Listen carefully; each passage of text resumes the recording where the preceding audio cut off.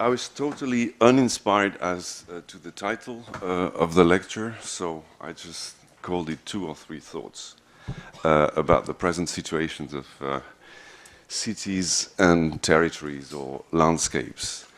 I realize I have overloaded that lecture with image, so it will be a kind of blitzkrieg of images and very few thoughts, but very illustrated.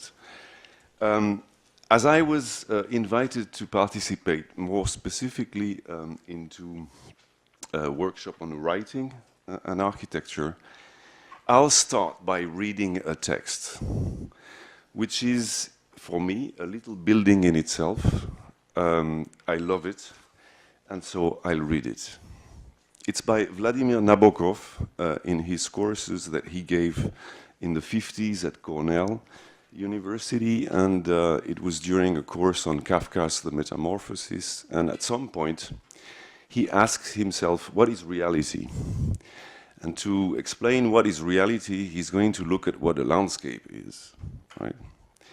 So let us take 3 types of men walking through the same landscape. Number 1 is a city man on a well-deserved vacation. Number 2 is a professional botanist. Number 3 is a local farmer. Number 1, the city man, is what is called a realistic, commonsensical, matter-of-fact type. He sees trees as trees and knows from his map that the road he's following is a nice new road leading to Newton, where there is a nice eating place recommended to him by a friend in his office. The botanist looks around and sees his environment in the very exact terms of plant life. Precise biological and classified units such as specific trees and grasses, flowers and ferns. And for him, this is reality.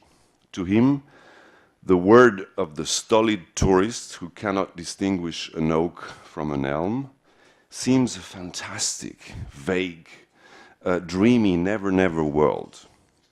Finally, the world of the local farmer differs from the 2 others in that his world is intensely emotional and personal, since he has been born and bred there and knows every trail and individual tree and every shadow from every tree across every trail, all in warm connection with his everyday work and his childhood, and 1,000 small things and patterns which the other 2, the humdrum tourist and the botanical taxonomist, simply cannot know in the given place at the given time. Our farmer will not know the relation of the surrounding vegetation to a botanical conception of the world, and the botanist will know nothing of any importance to him about that barn or that old field or that old house under its cottonwoods, which are afloat, as it were, in a medium of personal memories for one who was born there. It's not finished. There's a second page. So, here we have 3 different worlds, 3 men, ordinary men, who have different realities. And of course, we could bring in a number of other beings. A blind man with a dog, a hunter with a dog with his man, a painter cruising in quest of a sunset, a girl out of gas.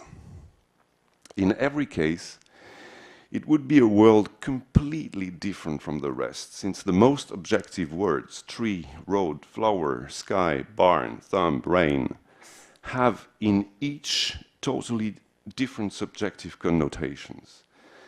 Indeed, this subjective life is so strong that it makes an empty and broken shell of the so-called objective existence.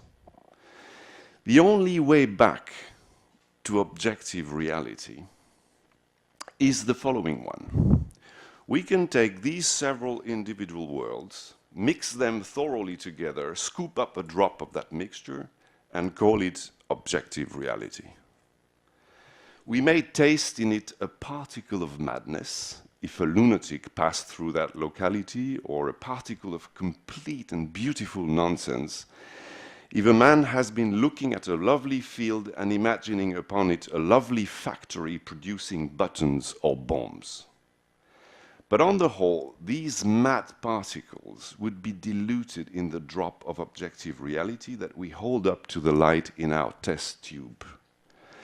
Moreover, this objective reality will contain something that transcends optical illusions and laboratory tests. It will have elements of poetry, of lofty emotion, of energy and endeavor, and even here the button king may find his rightful place. Of pity, pride, passion, and the craving for a thick steak at the recommended roadside eating place. So when we say reality, we are really thinking of all this in one drop, an average sample of a mixture of 1 million individual realities. And this makes our task quite difficult, right? All right.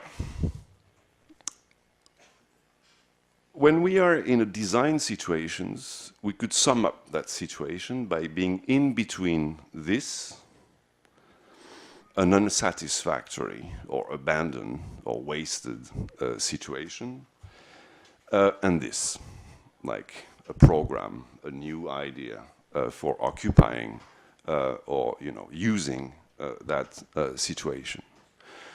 When we are in this transition, we leave this transition with different kinds of ideals.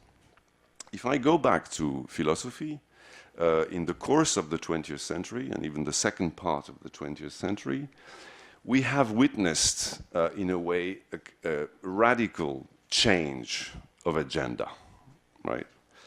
I sum that up. I see that Paola Vigano does that too a lot. Sum it up by the covers of 2 books. Not necessarily that they were super important books, but that in their title, they in a way grasp those 2 situations. One is Ernst Bloch, The Principal Hope. Where Ernst Bloch, this Marxist philosopher, was kind of not criticizing Marx, but improving Marx, saying there is not only, materialist history, there is not only infrastructures and their evolution which build the situation, but hope has always been a kind of driving force, and he wanted to re-inject the importance of hope, of utopia, within historical materialism, right? And so he made a kind of plea for architecture, for hope, for projects, for, and saying these 2 have been driving things, right? A projected future, even if we didn't manage to make our way to it, in a way was a force, and we have to institute hope within history. Then, of course, things happened in the second half of the 20th century that led people to question that importance of hope, or in the hierarchy of moving forces. And 30 years after that, Hans Jonas, another German philosopher, published a book which title was, I'm sorry, these are the French covers, but The Principal Responsibility, saying, well, now it might be wondered whether the issue at hand is really improving the world, is really dreaming of a kind of better future, but if instead it wouldn't be, the question wouldn't be, how are we going to manage to pass on to future generation a world that would be as good as the one we lived in? So all of a sudden, it's a complete change, right, of stakes, right? Are we going to be able to pass on, to transmit, to bequeath future generations a world as livable as the one we ourselves inherited from the past generations? So you have a complete change, from the principal hope to the principal responsibility or prudence. Of course, it's an old story in philosophy. It didn't just pop up, you know, in the last decades. If you look back at the School of Athens, which you can go and admire in the Vatican, the Raphael painting showing all the philosophers characterized, each of them by a specific gesture, you know, that sums up, in a way, his philosophical attitude. So you have a ballet of hand gestures, which are all philosophical hands. And it's particularly the case for the two central figures that you see here, like Plato on the left and Aristotle on the right. You know, you see Plato like raising up one index hand, like showing up, you know, the reality up in the sky, the pure essence, you know. And it's interesting because his gesture is totally inscribed in the architectural pilaster which is behind, you know, as if the task of philosophy and architecture was to upheave the world, you know, to a better state, in a way. And then Aristotle on the right has a completely different gesture, right? Not one index, not one thing, right? All open hand, the palm turned toward the earth, you know, the sub-lunar lunar world, right? As if to say, well, maybe it's interesting to look up, you know, to the ideal, but we shouldn't overlook the earth, the limits of real and physical economy, you know, and maybe we should be careful, you know, looking at the way things really are happening down here, right? And it has limits, etc. So the principle of prudence, in a way, opposed to that one. So in a way, Bloch and Jonas re-edited that kind of gap between the two things. When I read the explanation of what was going to happen during those 2 weeks and the importance given to waste area, abandoned areas, it reminded me, and I'm going to show a lot of books here, again, writing and architecture, a lot of books which I think deserve to be reopened and re-leafed through, right? And we all know Kevin Lynch. We are supposed to know Kevin Lynch in schools of architecture. And if we know him, it's generally for one book published in 1960 called The Image of the City. But generally in Europe and even in the United States, we have forgotten that he published many other books after that, right? And the last one that was published posthumously in 1990, he died 6 years before, is called Wasting Away. And it is a really important book because it's a book that registers the idea that maybe our discipline, architecture, landscape design, urbanism, are just different instances of a kind of overall art, which is the art of recycling. We are always recycling stuff, materials, ideas, etc. We cannot do anything without, you know, material which are by definition already there, right? So he, and I'm going to leaf through, but this is what he says: waste and loss are the dark side of change, a both repressed and highly emotional topic. There is a pornography of wastes, just as there is a pornography of sex and death. What does that mean?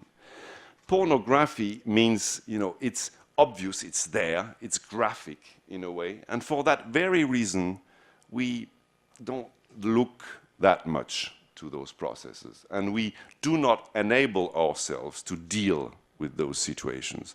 Reason for what? The mafia, you know, makes waste its own area, makes a lot of money, and makes a lot of horrible things with it, but it's not something that we really, you know, take responsibility for and work with in a way. So he was advocating a complete change of conception of our discipline, all our discipline. We are not doing anything else than recycling. So inventing, of course, but while recycling. I'm just leafing through. You know, it's also because I show that because Lynch's book were pretty inventive, mixing up, you know, all kinds of views about the subjects. And so it was about, you know, the processes of waste and the importance they take in the territory. In the cities, of course, but it was also about the waste of place, you know, the waste of places, the time of waste. Wastelands, he said, and we are basically still saying the same kinds of things, you know, as if we needed to say them. Wastelands and abandoned plots are places of hopelessness, but they also shelter relics and burgeoning forms of new things, religions or politics. They are refuges for dreams, for antisocial or marginal activities, places where one may explore and grow up.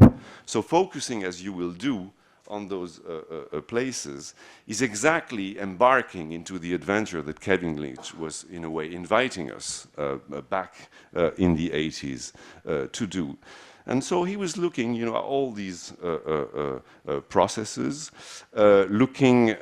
explaining, you know, this city of Iraq, you know, standing on 3 millennium or 4 millennium or 5 millenniums of waste, you know, that it's the so-called, the site of the city, looking at gardens like the Tuileries gardens, many landscape works as in fact having been ways of reclaiming industrial sites. It has been a whole process throughout history to do that, looking at art, the art of waste, then as well, sorry, too many images.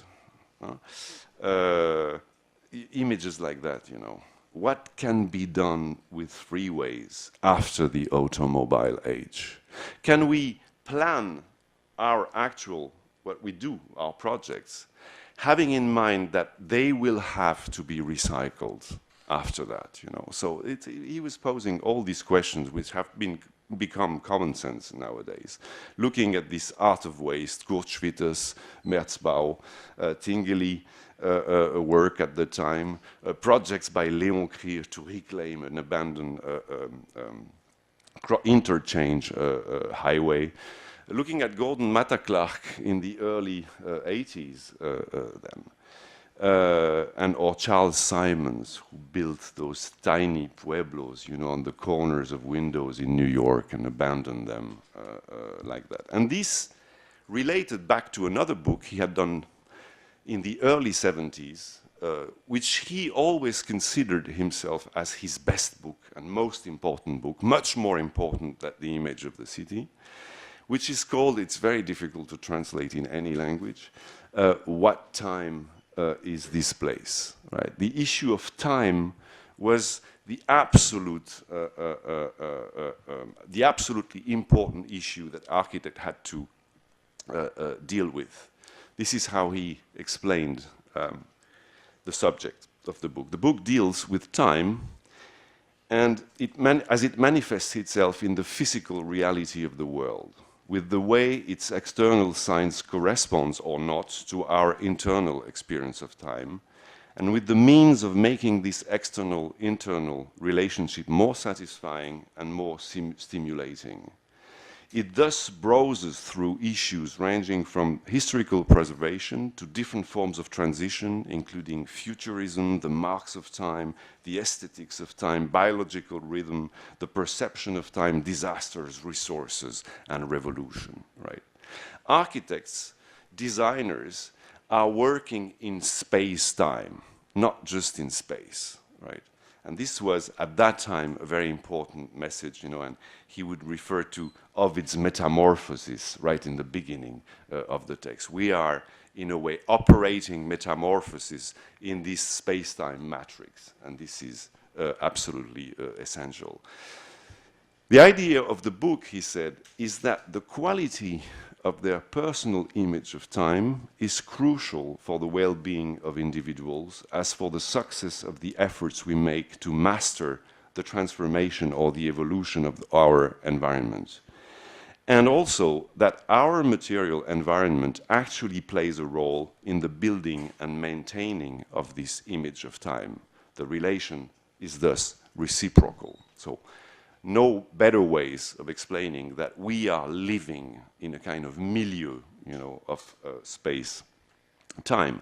And he would look, you know, in the same way, illustrating several transformation, issues of preservation, where one given city, such as Bath, for instance, is prisoner in its past, right? While others are completely neglected ancient potteries at that time. Going through Boston, which was his own ecological niche at the MIT, and you know, browsing all the signs of the inscription of time in the city, whether historical, whether you know, gaps between buildings built in very different periods, etc., etc. Okay, just have a look at those two books. I think Wasting Away has been actually translated in Italian under the title Deperire. You should, I think, look very carefully to this book, and of course to this one of the most important books of the late 20th century. Okay, where already in '72, he was looking at Smithson's work, right? Quoting Smithson, who had said this thing: the more I think of steel, the more rust becomes its fundamental quality. In the technological mind, rust suggests the ghost of uselessness, entropy, and ruin. But the fact that steel is ranked above rust proceeds from a technological statement, not an artistic one. And you could add, not an architectural one. And there is this sentence in the middle of the book, which I really like. Hope goes with nostalgia. Hope and nostalgia are completely related issue. I like to quote this in a school of architecture because I think nostalgia has become, for some reason, a capital sin in schools of architecture. Every time I sit in a jury, in a review, at some point there is one of the professors, usually dressed in black, you know, who's going to say, "Isn't your project a bit nostalgic?" And that kills the guy. You know. That's completely kills it. And of course, sometimes there are good reasons to say such a thing, right? But there are also, in many situations, it's just a kind of automatic pilot of architects, you know, hating nostalgia. And I would say repressing nostalgia. You cannot be so eager to denounce nostalgia in other projects unless you're not nostalgic yourself. Because you know that this is something, you know, that which is around. You know that's the devil you have to protect yourself from. Which is bizarre, because nostalgia is not a sin in itself. It's an effect, right? It's something you feel, right? And as everything you feel, the problem is what you do with what you feel. If you just drown yourself in your feeling, right, that's probably bad. But if you use your affect, and what can we use except affects, you know, in life, to do something, you know, with it, to acknowledge it instead of repressing it, right, then you could, maybe that's stupid, and there are historians that are going to tell me this is mad. But couldn't you describe Renaissance as a gigantic movement of nostalgia, partly, right? Of a kind of nostalgia for a kind of ideal Roman age, you know, etc. So a kind of, etc. So nostalgia is not bad in itself, and the first thing I think is important is not to repress it, but to use it, right? Repressing things is never good. When Lynch worked at the MIT and published What Time Is This Place, he was working very closely with another guy who coined an expression that I also very much like, which is the arts of the environment. You know that back in the 70s, everything was about the sciences of the environment.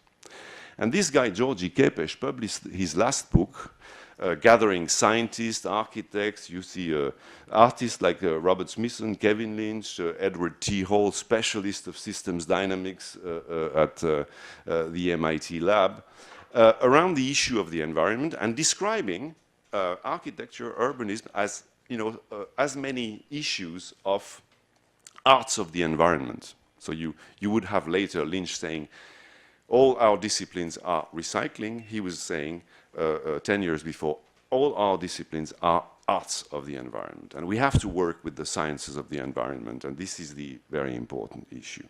This is what he said in that book. The wild industrialization and urbanization of the planet will soon be complete. The cannibalism of the environment, which has devoured the earth, the water, and the sky, leaving us only with the toxic corpse of the living riches of yesterday, has made us painfully aware of the fact that man is on the verge of ecological suicide. The sense of the ecological climax, of the peaceful balance between man and the environment, is just a memory in this world which is itself no more than a labyrinth of ecological dead ends where we are desperately looking for the exit. But some signs let us hope that the vicious spiral of degradation might be brought to an end. And at the MIT, where they were working, all these guys, of course, was published this immense book in '72, exactly the same moment, in the lab of systems dynamics, The Limits to Growth, which is really a turning point in the history of ecological concern, as you know, since it was, projecting, in a way, reading a projection of disaster, of total economical collapse, on the horizon of the first third of the 21st century. Basically, it was saying, if everything goes, the same way, business as usual, as it goes today until '72, then we can expect, and then it was an incredible. Do you read this book today? You might better. It's a very interesting book still today, and you might read the different updates, because they were young guys who did that in '72, and 20 years after they did a 20-year update, and 30 years after they did a 30 years update, the last one, which you should read, which basically confirmed their previous projections, except that delay in taking action had only made things worse, right? So basically, the message was it was several scenarios. Basically, the message was they were all individually going into the wall, because people would say, told them, but there are much more resources than you think in the earth, and we're going to find them, etc. And so they took that scenario. They said, okay, let's hypothetically double the amount of available resource on Earth and see what our projection produce.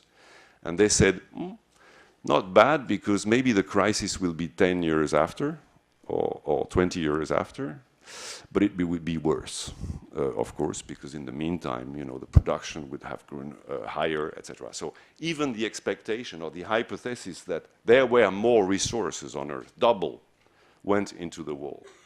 Other people said, oh yeah, okay, but maybe we could, control demography, do like China for a certain period, at the scale of the world. And then they entered that thing and they said, yeah, maybe it could curve a little the decline, but it will happen all the same within the 21st century. Then people said, yes, but, factor fear. We're going to be much more efficient in the use of existing resources. So they couldn't project a curve of energy efficiency, for instance, but they could manage with their model, and they said, yes, also it would curve a bit, the thing, but it will go down all the same, etc. There was no scenario that was fine, except one where you combine them all, where you hope there is more than you know, where you become more efficient, where you control demography, where you accept to live on a kind of living. They said in 72 the world could sustainably live at the level of Portugal at that time. So you see, since then we are so... So Kepes was trying to draw lessons from that, right, on the other side of the corridor at MIT, in the field of architecture, urbanism, etc. And his idea was that a real conscience of our ecological situation must be amplified by deep artistic experiences, able to turn our shallow indignation into a genuine and durable conviction. So artists, architects, planners had a major role to play, right, into bringing up that conscience through their very work, right, into the city and into the world. And so again, I'm browsing through the pages of that very, very important book, which convinced me 10 years ago that the best thing I could do in a school of architecture was not anymore to teach anything else than the history of the environment. So this is actually what I do now in school. I teach the history of the environment. Okay. These are for reading. So Smithson published actually his Spiral Jetty for the first time in that very book, etc. I was yesterday at the Venice Biennale to visit again, because I had been there the first day, the exhibition on the elements that Colas did. So I can say no bad things about it, since I was a bit part of it.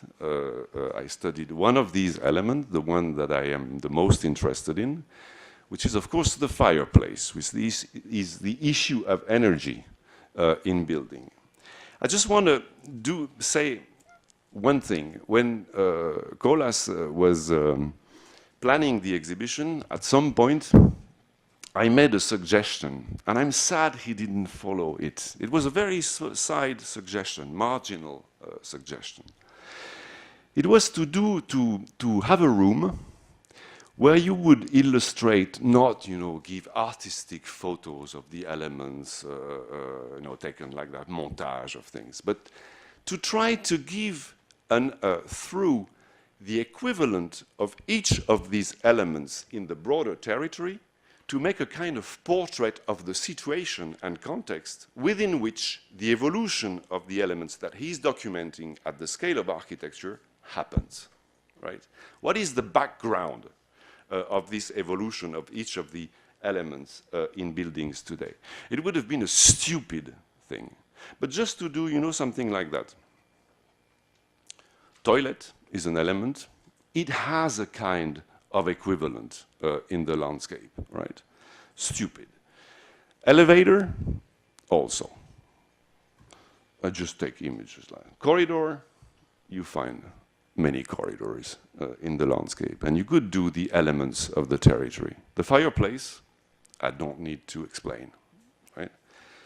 So if the fireplace has disappeared as an element from architecture, it's because it has appeared elsewhere, right? So it's not to make a kind of stupid critical statement about that. It's just to show the other end of the chain, right? And to look at the background which allows this specific evolution of each of the elements in building. So it's a stupid thing. I will not insist. All right. So what I see in our milieu, in our field, is an incredible accumulation of repressed nostalgia. And I think we should, like on the bridges of Venice, where lovers, you know, have make padlocks on every bridge, we should unchain, unlock our nostalgia and use it, right? And be a little kind with our nostalgia, because it has a certain number of justifications, I think. Another idea. 20 years ago, looking at what was happening in the field of urbanism, I was struck in France, from Paris, where I work, by the rising importance of landscape architects into the debate on urbanism. And I tried to understand what was happening, what was behind that, right? One of my friends, Jacques Lucan, had written a very nasty article on landscape architects saying, yeah, you know, we understand why they have a big success. It's only for very stupid reasons. First, they have the manie pulite. They didn't, you know, go into the reconstruction stuff, etc. So they are not responsible for the mistakes, you know, of the late modern stuff. So now we are ready to give them total confidence in things. And then the other reason he advanced is people like them because they have strictly no idea about the city. The city is not their subject. They have absolutely no theory about the city, and this is like that. So at that time, I wrote a little article against this one, saying, first, the fact that they have no discourse to sell on the city might be a good thing. Because we've been like pretty fed up with architects having all their, you know, ideas about the city, etc. And actually, since then, I was thinking, one day I read a very beautiful text by Václav Havel, the ex-president of Czechoslovakia, when he was a prisoner in his own country, you know. And he was given a prize in Germany, a Goethe Prize, and he wrote a little discourse from his jail that he sent. It was called A Few Words About Words. And he said, he explained why he couldn't use anymore a word that he loved on principle, which was the word socialism. Because socialism, you know, had such a history in the century, had been a suitcase in which all kinds of stuff had been packed, you know, that you couldn't like sort out the content of this. And this, he said, this is a word that is useless now. I just can't use it. It doesn't mean anything, you know. That meant so much different and opposite stuff that using it is like rendering yourself unable in a way, right? Disabling yourself, right? So I have.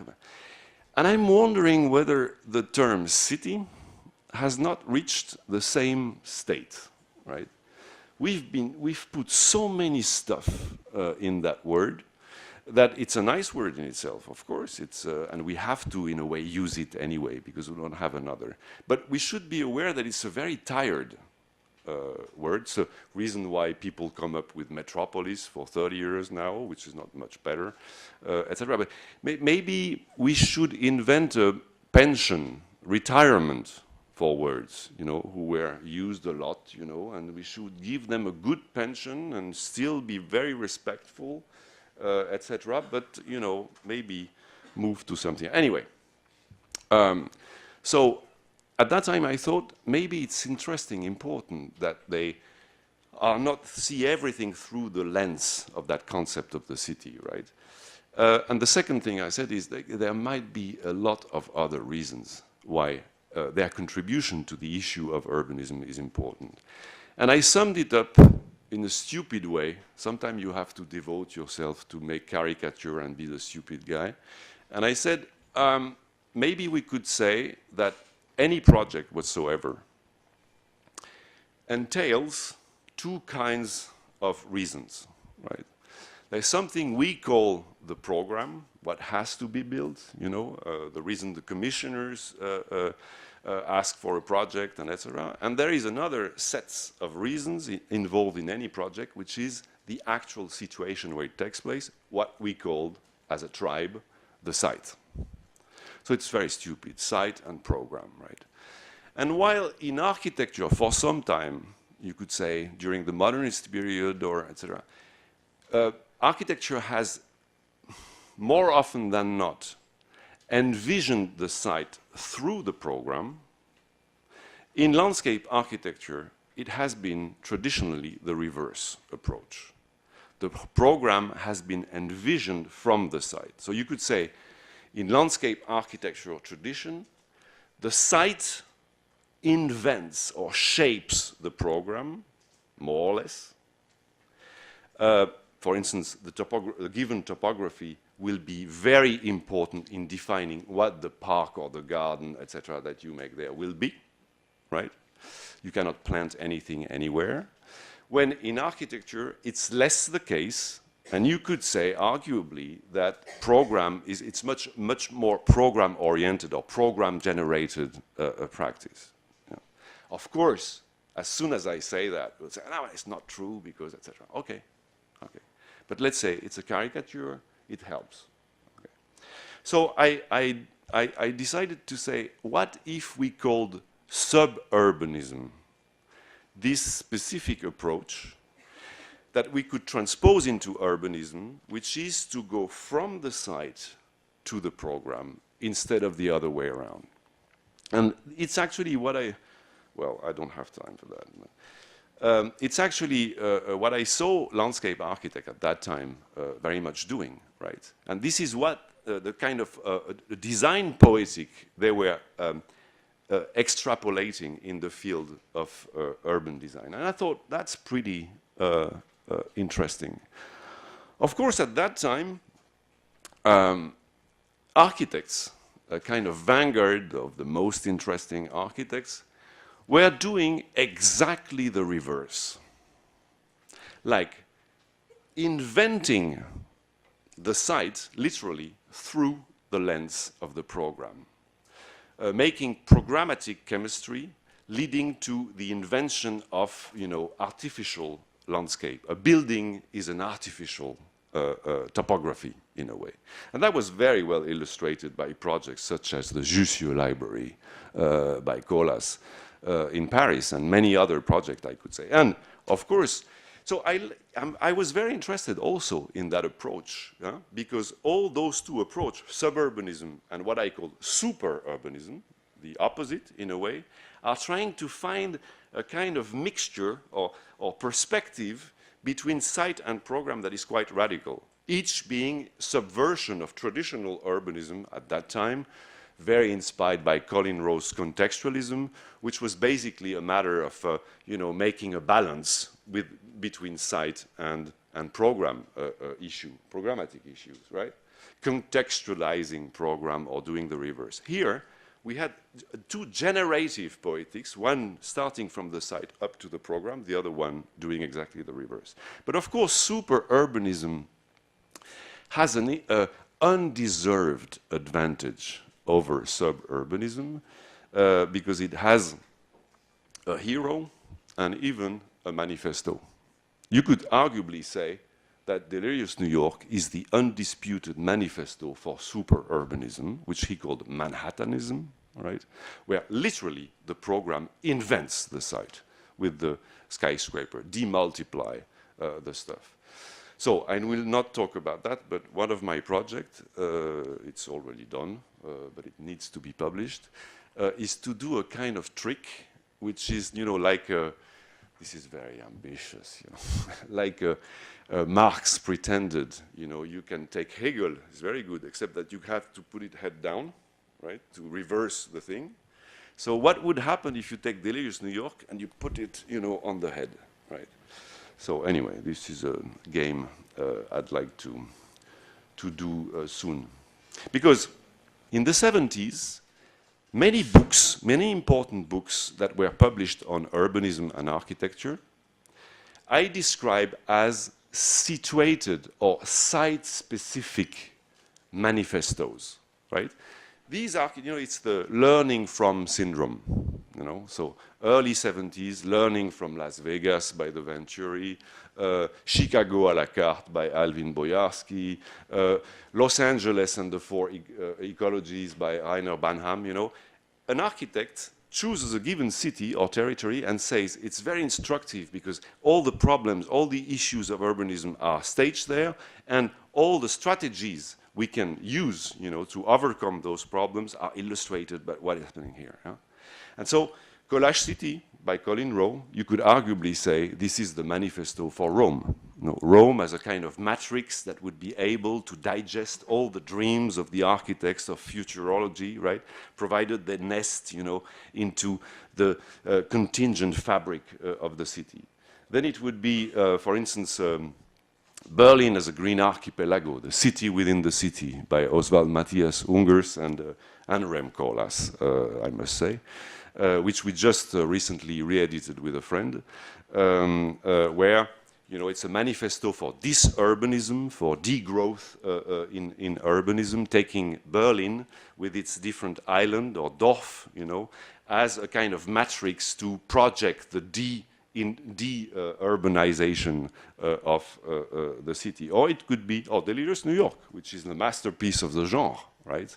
Calling Manhattanism the theory of super urbanism and taking New York as its stage, at its ecological niche. Hence the idea that I have to take the little city in which these three manifestos have been actually conceived, Ithaca in upstate New York, named after the famous island of Ulysses, right?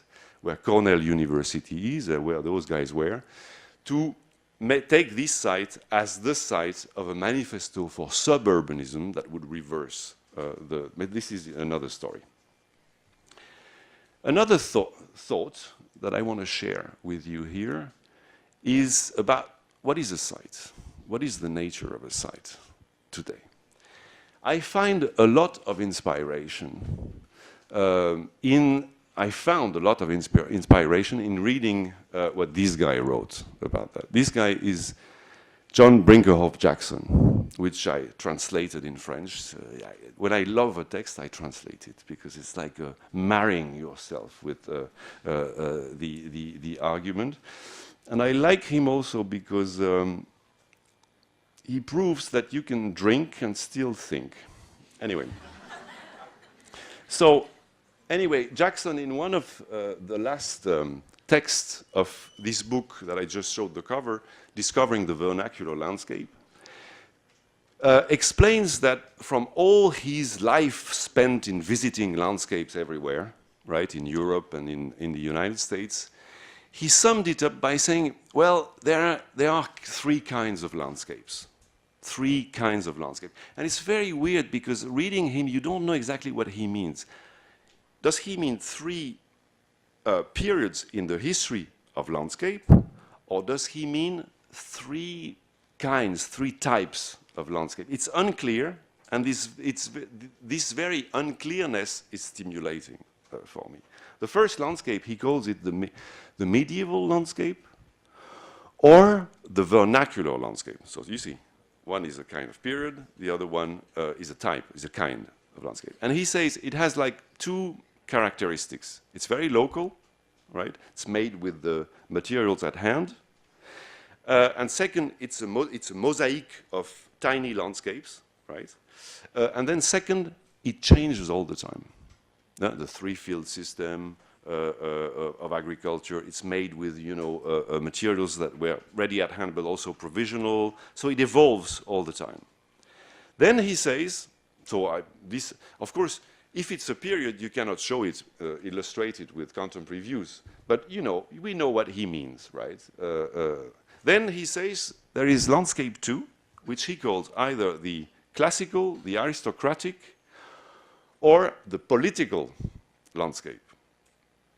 And you understand that this would be the landscape that took over from the medieval or vernacular from, let's say, the 16th, 17th century on in Europe. The grid of Jefferson would be it. But also, for instance, it's the super garden, landscape as a super garden. And he says, it has two characteristics which are exactly the reverse from the preceding one. When the medieval landscape was a mosaic, a patchwork of small landscape, this one makes sense on much broader scale. And then when the other was changing all the time, this one is pretty fixed, stable. You know, it's the landscape as a super garden. But for instance, the Roman grid was a political landscape for him too, for that very reason. It was a stable one, an attempt at stabilizing the landscape. Of course, the 18th century, the 17th century saw, you know, so many examples. We all know that. And then he says there is landscape 3, and he has no name for that third landscape. He doesn't name it. Does not mean that it's unnameable. Just means that he doesn't name it. But of course, so these are, you know, this is the landscape of today, landscape of the entrances into cities, shoe boxes that change, you know, function all the time. It's a moving, again, landscape. But of course, the title of the book is Discovering the Vernacular Landscape. So what he suggests is that that landscape 3 would have, again, it's not a patchwork, but it has that dynamics of change, you know, of mutating landscape. And that in that sense, it would be something like vernacular landscape. This is what he writes. As I travel about the country, I am often bewildered by the proliferation of spaces and the uses of space that had no counterparts in the traditional landscape. Parking lots, landing fields, shopping centers, trailer courts, high-rise condominiums, wildlife shelters, Disneyland. I am bewildered by our casual use of space, churches used as discotheque, dwelling used as churches, downtown streets used for jogging, empty lots in crowded cities, industrial plants in the open country, cemeteries used for archery practice, Easter sunrise services in a football stadium. I am confused by the temporary spaces I see, the drive-in fast food establishments that are torn down after a year, the fields planted to corn and then to soya beans and then subdivided, the trailer communities that vanish when vacation time is over, the tropical gardens in shopping malls that are replaced each season, motels, etc., etc. You know, and he ended up saying, you know, my second hope, my last hope, I am bewildered, but my second hope, more tolerant, is that all this is part of our culture, that it can be treated with respect, and that here is a new and challenging field for environmental design. What I'm really interested in here is not so much the distinction in itself that he makes of those 3 layers or 3 types of landscape, but of the fact that we don't know if it's a type or a period, because it's both. If you look at any landscape today, it's in fact, you find all those 3 landscapes together, right? Of course, you have examples where they are alone, but the superimposition of those different regimes of landscape, you can see anywhere. And you know places, you know, where this telescoping of things happen everywhere. Which is when you move to another of his texts, Landscape as Theater, in another book, he says, landscape 2, the classical, the canonical, the one we were taught to love, was conceived, envisioned through a metaphor, which was the theater. A landscape was a scene that made sense from a certain point of view. You know, it was perfect decorum like that. And actually, many books, you know, in 17th and 18th century use the word theater. You know, they are the theater. They are going to open the theater of medicine, the theater of cities for you with those wonderful illustration. These gardens in Fiesole, for instance, operated the integrazione scenica of the landscape, you know, around. So the theater for him was really the driving matrix and metaphor of garden design, of landscapes for a long time. And he said the problem is that it doesn't work anymore. If we still use the metaphor of the theater, then we disable ourselves in front of contemporary situations, right? So this is what he said. We need another metaphor. We're still searching. You know, we haven't found, he said. All that we have so far come up with is an analog of some sort of another borrowed from biology or ecology or communication theory. When it's a matter of controlling and manipulating the environment, analogs can be extremely helpful. Yet, if we are, again, to learn how to respond emotionally and aesthetically and morally to the landscape, we must find a metaphor or several metaphors drawn from our human experience. The fact that we have so far failed to do so is no cause for despair. As history should teach us, and particularly the history of art, it is largely a matter of chronological perspective. It was only in the 19th century that men perceived the rightness of the theater metaphor as applied to the 16th and 17th century concept of landscape. It is only now that we are acquiring sufficient perspective on the 19th century to understand that landscape in terms of a metaphor of growth and decay and evolution, Darwinian, etc. It is still too early to understand the next 20th century landscape. He was writing in the 80s. It is still too early, huh? We can best rely on the insight of the geographer and the artist and the philosopher. They are the most trustworthy custodians of the human tradition, for they seek to discover order within randomness, beauty within chaos, and the enduring aspirations of mankind behind blunders and failures. So, when you go to philosophers and ask them, could you give us a new metaphor? What do they come up with? Right. Here I took two of them. Peter Sloterdijk on the left and Bruno Latour. You know, like everybody in schools of architecture in the States and in France, it's all about Latour and Sloterdijk now. So they actually provide us, you know, concepts. One, the concept of networks. After many others, you know, of actor networks, the landscape and cities are a kind of plumbery, you know, of networks, and being an architect is putting your hand, you know, and becoming the plumber of those stuff. And then you have Peter Sloterdijk, who comes up with the concept of spheres, right? The whole territory, in a way, is a collection of bubbles, of milieu, of spheres, literally, social or physical, or etc. And you can interpret, in a way, architecture as building up anthropogenic islands in the forms of spheres, literally, of globes. But more than that, bubbles, spheres, and globes, the city is a matter of foam, right? Of foam, of the imbrication, superimposition, and connections of many of those bubbles. And this would be, for him, probably the good metaphor able to replace the theater, to take over from the theater, to replace that thing. And you see actually many architects, Paola Vigano, for instance, or Lynn, in the competition for the Grand Paris, you know, relying on that issue of foams and bubbles and stuff in the landscape. I think they're quite useful, but they lack gravity.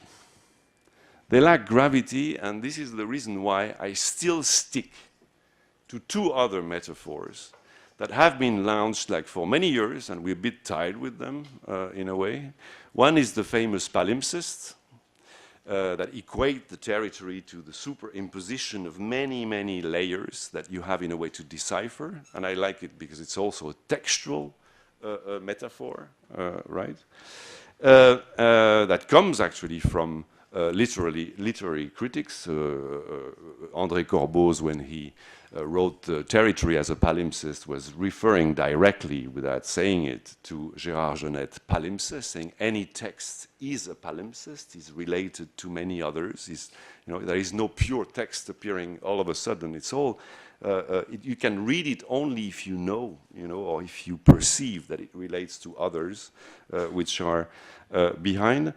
And actually, I discovered recently, about a few years ago, why I like it so much, this metaphor of the palimpsest, because it was proposed for the first time by somebody I love, who is the English opium eater, Thomas de Quincey, who explained in his Confessions of an English Opium Eater, because you can also take opium, I'm not advocating, and still think, why opium would enable you to navigate into the palimpsestuous structure of the mind, and he equated it to that of the territory.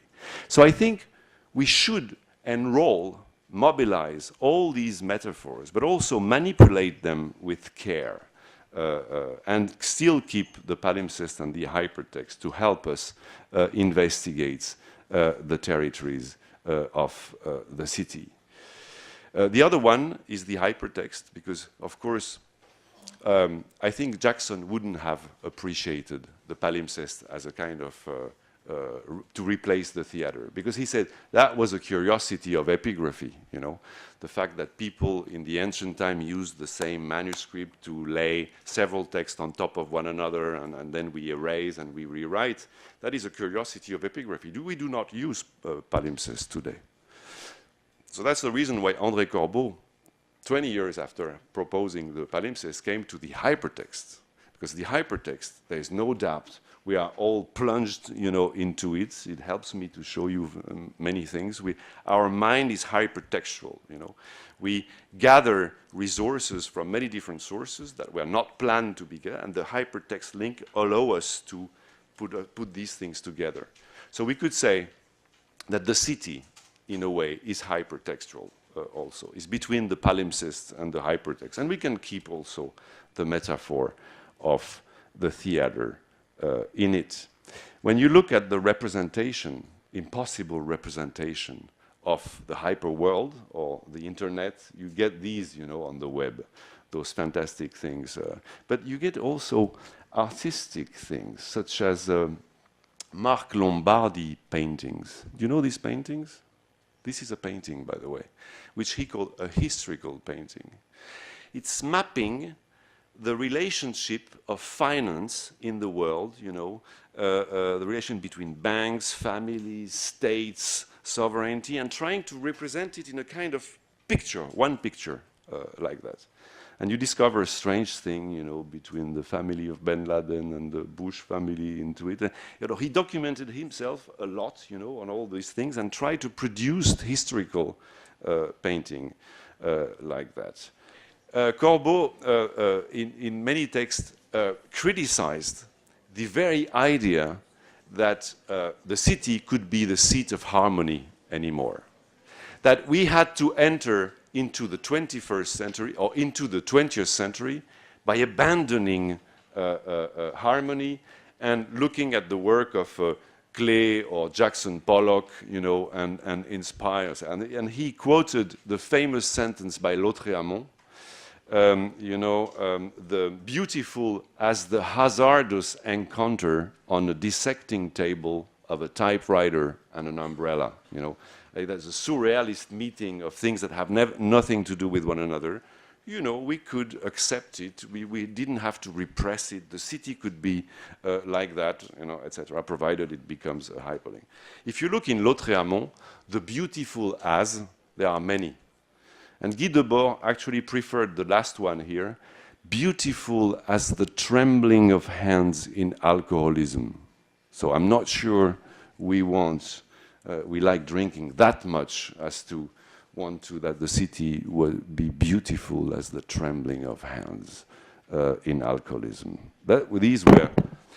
But when we think of all this stuff, of how are we going to represent or enter or decipher the space-time matrix of cities, we might find a little interest going back 100 years ago into a very tiny moment in the history of modern art. You know, the first decade of the 20th century, when many artists were fascinated by the idea of the fourth dimension.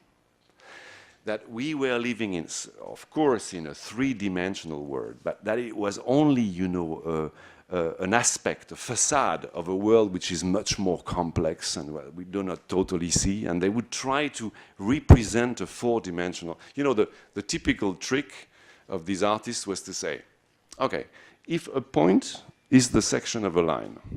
If a line is the section of a surface, and if a surface is the section of a volume, what is a volume the section of? Right? And so that was the idea, you know?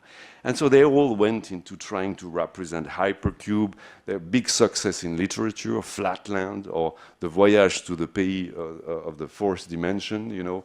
In Flatland, he imagines a world in 2 dimensions. It's very sexist, by the way, because women's are lines and men's surfaces. And anyway, and so they perceive only an infrathin, you know, portion of what they really are. And when a sphere goes through Flatland, it's first a point, then a circle, then the circle diminishes, and it's a point, and it disappears. So it's time, you know. So time, you know, from the 1915 on, with the theories of relativity going on, everybody would accept that time was the 4th dimension. But before that, they tried to kind of physically, you know, represent it. And one guy who spent literally his life into this thing is Marcel Duchamp. Duchamp, who, you know, trying to represent time, you know, they're like other cubists, process in a coffee grinder, for instance, which he cuts like that, and showing all the process of the grinding of coffee. A game of chess, 2 strategies, you know, confronting one another, you know, and trying to enter into the mind of the other. So 2 collapsing mind would be an instance of the 4th dimension. The passage from the virgin to the bride, mutation, you know, organic mutation there. And, of course, the great mandala, his masterpiece, the bride stripped bare by her bachelors, even bizarre stuff, which is all about, you know, the domain of the bachelors rendered into very 3D, you know, perspective rendering, where you have the 9 Malik molds, you know, connected to a kind of mill, water mill, and to a chocolate grinding machine. He writes a note saying, "The bachelors grind their chocolate alone." And they try to enter into a kind of communication with the bride, which is blossoming in a so-called 4-dimensional space, and is separated from the bachelors by the mantle between things. So it's a kind of pataphysical meditation about sexual desire and sex as being, you know, a domain in which you reach, in a way, the 4-dimensional, but it's also, behind that, a meditation on the relationship of our 3-dimensional world with a 4-dimensional reality, space-time reality. And you could compare those 2 things. You know, that's the theatrical matrix, the 3 landscapes perspectively arranged, the garden, the second nature of agriculture, and the first nature, or the wild nature in the background. And this aha, which looks like a tennis net, completely separates the garden from what it represents, the 2 other nature behind. In Duchamp, right, the 2 are superimposed. So I think, and this is my last, one before last thing I want to say, is we should verticalize landscape. You know, every landscape is a hyper landscape. We should see them, arrange them, project them, design, care for them sectionally, you know, and not only in plan there. And we find in Duchamp a kind of interesting, yeah, okay. And I'm not the first to say that. Actually, I discovered a few years ago that Lars Lerup, who also does not believe in the concept of city anymore, after the city, was looking at Houston through the window, 4-dimensional window of the large glass, and seeing new things in things. So I'd like to conclude with just a few suggestions of readings, not for the workshop. Very important books for me. One is this one. John McNeill, a historian of the environment, who wrote one of the most important books of the late 20th century in 2000, which is called Something New Under the Sun, and which is an environmental history of the 20th century, explaining to what extent the 20th century made us enter into the Anthropocene and how it degraded, you know, the ecosphere, both the atmosphere, the lithosphere, the hydrosphere, and the biosphere. You know, so it's a fantastic book. Another book that I think you should read at some point, it will be, or it is now translated in Italian. It sold 500,000 copies in the States, which is quite rare for a book of economy, is Thomas Piketty's The Capital in the 21st Century, which is looking at, and when we talk about capital, we talk about territories, we talk about architecture, we talk about the stock of built stuff and riches, and which is looking at how that stock is distributed in countries today. It's the political side, of, in a way, of that issue. And he's suggesting, as you may have heard, suggesting for a kind of ideal imposition now on capital and everything everywhere, and re-establishing work in front of capital and patrimonium as a very important issue. But believing also in the global, that the global world, as we, and financial world, is sustainable, provided that we, you know, tax things everywhere now on a global level. And also, on a completely different note, a book you may have heard of, which is for me the best book ever written in the tradition of neo-situationist thought, of people who believe that there is no hope in the global system, that it cannot be amended, and who go all for commune, autonomy, secession there. This book is a quite inspiring thing today. I just took a quote from it. The situation is like this. They hired our parents to destroy this world, and now they'd like to put us to work rebuilding it, and to add insult to injury at a profit. And I will finish by 3 very little quotes. You know all that thing. Think global, act local. That should be, you know, the motto of sustainable environmental thought today. We have to think globally and act globally. Okay. But I think we should add the time scale to that thing. And Proust, actually, in 1920, had already said, we should think as if we were eternal and worked as if we were to die tomorrow. That's maybe a good thing for the workshop. And then a last one by another hero, Karl Marx, about hope. I wrote one day a book about the art of memory, but now, you know, the ancient needed an art of memory because they couldn't keep memory of things. They couldn't write, they had no computers, they had everything. So they had an art of memory. Hope today is not something you have easily. So we have to devise an art of hope. Right? In a way, we could say other disciplines, they have to envision themselves as an art of hoping, which is active. And Marx said in a letter to Ruge, you will not say that I have had too high an opinion of the present time. And if nevertheless I do not despair of it, that is only because it is precisely the desperate situation that fills me with hope. And to water down a little that thing, I found actually the expression, the art of hoping, in 18th century Vauvenargues, where he said, patience is the art of hoping. So active patience to work against desperation. But in any case, and that be my conclusion, I do think that the ultimate task of architecture, landscape architecture, and urbanism is to give space to time, literally, and to give time to space. Because it's not said, it's not certain, it's not given that it will have much space and that we have much time and space ahead of us. Thank you for your attention.